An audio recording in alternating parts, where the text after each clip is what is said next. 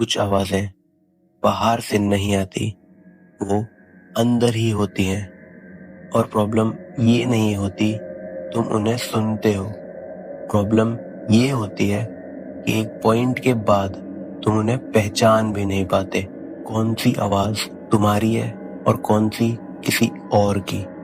This is inside your mind. ऐसी अनकही बातें, ऐसे अनकही सच जो तुम्हारे दिमाग के साथ कुछ इस तरह से खेलती हैं कि तुम रात में सोचने पे मजबूर हो जाते हो कि तुम अपने रूम में अकेले हो या। खैर, स्टोरी पे आते हैं। ये बात है अराउंड 2011 के आसपास की। मैं अकेला रहता था, नॉट लोनली, अकेला। दोनों में काफ़ी फ़र्क है।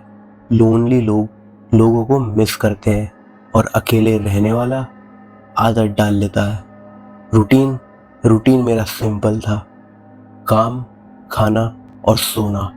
कभी कभी मैं अपने आप से बात करता था, जो कि नॉर्मल है, सब करते हैं, बस सब मान नहीं पाते।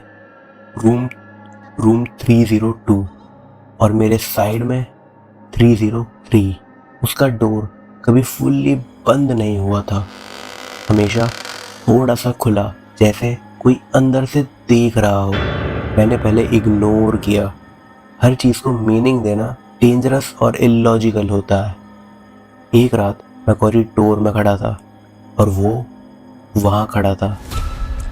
ज़्यादा अनयूजुअल नहीं लगता जब तक तुम उसकी आंखों में ना देखो।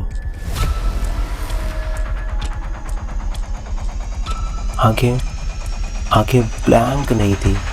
ब्लैंक होती तो आसान होता। उनमें कुछ चल रहा था, जैसे कोई अंदर से देख रहा हो। तुम अपने आप से कितनी बात करते हो?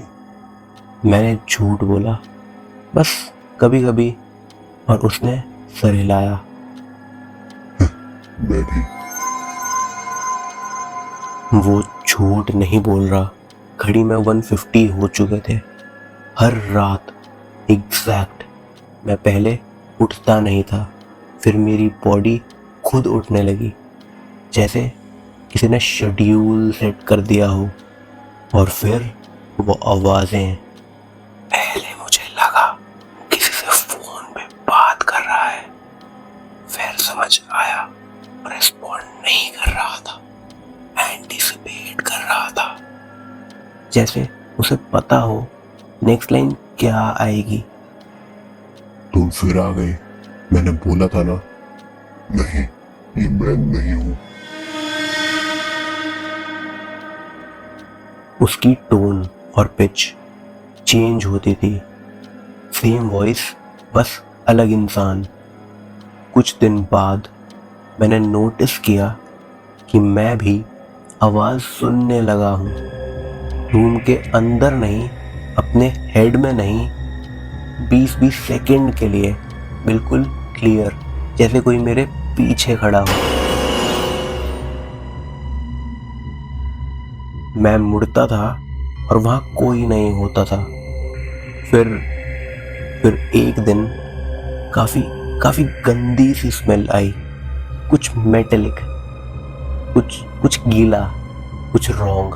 मैंने लैंडलॉर्ड को बोला, उसने चेक किया, पर सब नॉर्मल था, ऐसा उसने कहा। मुझे उस वक्त समझ नहीं आया कि या तो स्मेल एग्जिस्ट नहीं करती या फिर सिर्फ मुझे आ रही है। मैं उसकी आवाज़ सुनता था, फिर मैं अपनी आवाज़ सुनता था, और फिर दोनों मिक्स होने लगी। एक रात मैंने क्लियरली सुना, डोर के पास जाओ। मैं गया बिना सोचे, जैसे मैं डिसाइड नहीं कर रहा था, सिर्फ सुन रहा था। डोर 303 खुला था, अंदर अंधेरा नहीं था, लाइट ऑन थी और सब नॉर्मल। बस एक चीज़ गलत थी, मिरर। वो मिरर